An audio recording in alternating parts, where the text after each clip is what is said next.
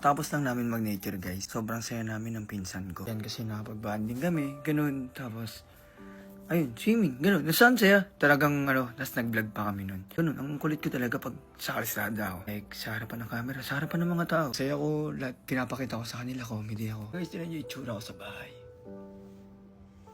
Parang walang buhay yun. Parang walang kulay yung buhay ko. Parang ang sarap na lang magtago sa pagiging bato sa'yo. Pero wala pag off-cam. Ganito ako palagi. Parang hindi pa rin ako.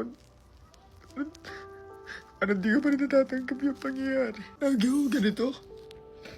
Nilisip ako ng sarili ko.